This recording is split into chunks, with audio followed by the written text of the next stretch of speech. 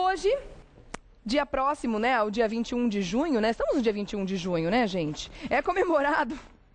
Hoje é 21 de junho, dia próximo não. 21 de junho é comemorado o Dia Nacional da Prevenção à Asma. E não se trata de uma coincidência não, viu, gente? Realmente as pessoas que sofrem com asma estão suscetíveis a ter mais crises nessa época do ano, durante a estação mais fria, justamente porque as temperaturas estão bem mais baixas. Pode rodar o VT. A asma é uma das doenças crônicas mais comuns em todo o mundo. Com a chegada de dias frios e secos, o acúmulo de poeira e poluição aumenta, provocando o maior número de casos da doença, principalmente em crianças e idosos. A Organização Mundial da Saúde estima que 300 milhões de pessoas no mundo enfrentam os efeitos da asma. No Brasil, é a quarta maior causa de internações entre a população geral e a terceira entre crianças e jovens adultos. A doença merece atenção, pois se não for tratada de forma adequada, pode levar à morte. No Revista da Cidade, vamos conhecer os sintomas, tratamentos e formas de prevenir a asma. Para falar sobre esse assunto, a gente está recebendo o Dr. Mauro Gomes, que é pneumologista. Seja bem-vindo à Revista. Tudo bem, querido? Tudo bom. Tudo jóia. E você? Tudo bom. Prazer estar aqui de novo. São muitas as doenças respiratórias que se agravam, né, nessa época do ano, as pessoas alérgicas, rinites e tal, mas a gente escolheu a asma justamente por causa desse dia, né, que é importante a gente falar sobre isso, porque realmente o número de pessoas que sofrem de asma é assustador e é uma doença que, se agravada, pode levar à morte, né? No Brasil, é um dos países onde tem mais asmáticos no mundo. É mais mesmo? de 10% da população. Tem uma explicação para isso? Não, mas acredita-se então que no Brasil tenha mais de 20 milhões de asmáticos. Mas alguma questão climática? De repente, essa diferença de temperatura que a gente vive muitas vezes? Não, isso é uma tendência mais ou menos mundial. Tá. Tem alguns países um pouco menos, um pouco mais. O Brasil situa-se nessa faixa aí, de um pouco mais de 10% da população. Um dos grandes problemas da asma, você falou bem, a doença não estar controlada, porque a doença não estar controlada pode levar a pessoa à morte. Tá. Morre no Brasil mais ou menos 3 pessoas por dia por asma. 3 pessoas por dia mais morrem por asma? Exatamente. Isso porque elas estão o quê? Negligenciando a gravidade da doença? Negligenciando, porque tratamento tem e tem disponível inclusive na rede pública. Tá. Então, a falta do conhecimento da doença, da necessidade de tratar fora do período de crises, porque geralmente a pessoa que tem asma entende que tratou a crise de asma, ela está bem, vai para casa e não precisa mais fazer tratamento. Mas a crise pode surgir, de repente, por algum fator alergênico que ela teve contato e pode ser uma crise grave, de repente? Pode, porque a asma é uma doença que dá uma inflamação nos broncos. Se quiser, eu posso até demonstrar aqui rapidamente. Sim, por favor. Aqui, olha, esse aqui é o brônquio de uma pessoa normal. A gente pode observar que ele tem um diâmetro, o ar passa tranquilamente. Tá. Aqui é por onde o ar entra e sai. Isso é um tamanho natural ou ele é aumentado? É uma maquete, um pouquinho. Mas é parecido com o tamanho? Com o tamanho natural. Tá.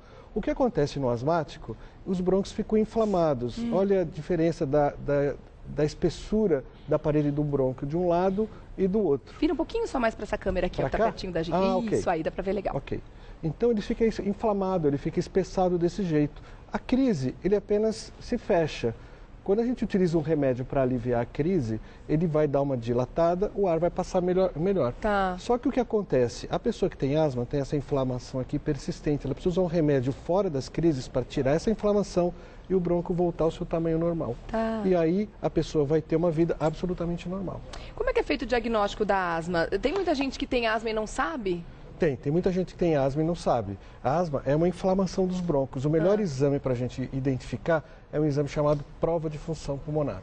A pessoa vai fazer um teste de sopro, vai soprar no canudo, esse fluxo de ar vai ser medido no computador e a gente vai ver se está tendo uma limitação na passagem do ar, exatamente se esse brônquio está com o diâmetro restrito ou não, se vai estar limitado ou não. Quer dizer, um diagnóstico simples de ser feito, simples né? de fazer, disponível no serviço público. A questão é esclarecimento sobre a doença e sobre as formas de tratamento e diagnóstico. E apresenta algum sintoma que a pessoa que tem e não sabe pode perceber para procurar ajuda? As pessoas geralmente identificam a asma com aquela crise de falta de ar, né? Tem aquele chiado no peito, falta de ar, dor no peito, tosse, cansaço. Esse é o momento extremo. Mas a pessoa que tem asma, ela pode estar tendo só uma tosse crônica, pode estar tendo só um cansaço quando faz algum esforço maior. Às vezes é só um cansaço quando faz uma atividade física, corre um pouquinho, anda de bicicleta, né? A criança que cansa mais do que as outras quando está jogando futebol, por exemplo. Então, são alguns sintomas que precisam estar alertas. E especialmente se tem uma família alérgica. Às vezes tem um pai, uma mãe que já tem asma, tem rinite alérgica. É muito comum as pessoas confundirem asma com bronquite. Tá. Né? Chamam a crise de asma, teve uma crise de bronquite. Criança que tem chiado no peito e falta de ar, isso é asma. Ah, é? Bom, eu ouvi dizer um termo, bronquite asmática também está sendo muito usado hoje em dia. É um termo popular para falar sobre a doença, né? O nome técnico é asma. Então, todo mundo que tem esse chiado no peito, que vem desde criança, é asma. Ah, tá certo.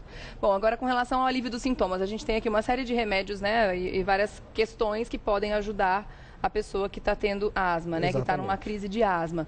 Aqui tem alguns remédios que a pessoa precisa usar sempre, é isso? Então, aqui tem uma ilustração que eu trouxe de vários dispositivos que tem para usar as medicações para asma. Tá. O que é importante na asma é que a medicação precisa ser usada por via inalatória. O remédio tem que entrar diretamente pela boca, entrar direto nos brônquios e agir nos brônquios para desinflamar os brônquios.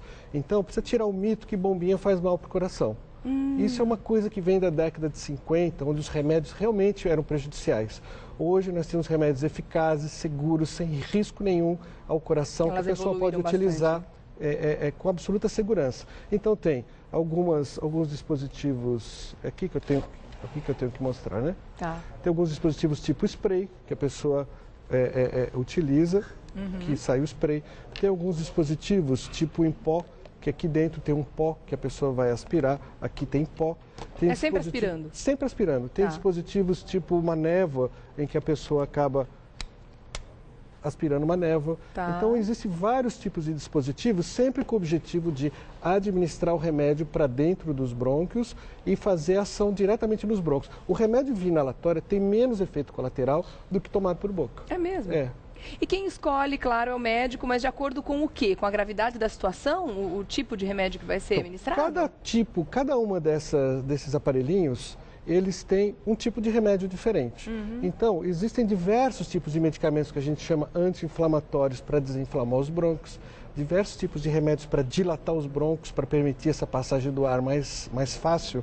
Então, a adequada avaliação clínica vai indicar se é melhor um tipo de medicamento, o outro tipo de medicamento. Então, não é porque esse remédio fez bem para alguém que necessariamente vai ser melhor para o vizinho, para o amigo. Então, não se automedique, procure o atendimento médico. Asma é uma doença crônica. Crônica. Vai ter a vida toda. Esses remédios têm que ser ministrados pela vida toda ou existem momentos tranquilos que o paciente não precisa usar remédio nenhum? Então, vai variar a gravidade da asma. Tem asma leve, que a pessoa pode usar medicamento eventualmente nas crises e ficar sem medicamento. A maioria das pessoas tem uma doença crônica que precisa de uma medicação de uso crônico. A dose, a potência do remédio vai variar muito ao longo do tempo de acordo com a gravidade da doença. Então, vai ter pessoa que vai precisar usar a vida inteira mais do que um tipo de medicamento. Tem pessoas que começam com um nível mais alto e pode se reduzindo ao mínimo necessário, mas a maioria das vezes vai ser necessário um remédio de uso contínuo. Para a gente encerrar rapidinho, as pessoas alérgicas têm mais disposição a desenvolver a asma? A asma é uma doença alérgica. É uma doença alérgica. Então, as pessoas que têm rinite, 30% das pessoas que têm rinite vão ter asma. Tem um fator genético importante também, como você citou, né? Quero agradecer, então, pelos esclarecimentos de hoje ao Dr. Mauro Gomes, que é pneumologista, e esteve com a gente hoje falando desse assunto bem importante. Olha, e é realmente importante que você perceba os sintomas no seu corpo, né? Como o doutor falou, existem muitas pessoas que sofrem de asma e ainda não sabem. E a gente sabe que é uma doença realmente perigosa. Então, vamos nos cuidar, porque esse inverno veio com tudo, né, doutor? Obrigada pelas informações, viu? Até a próxima. Obrigado. E como a gente falou no começo, né, da nossa conversa, as temperaturas mais baixas agravam muito essas crises. Então, realmente, as pessoas que têm asma precisam prestar atenção nisso.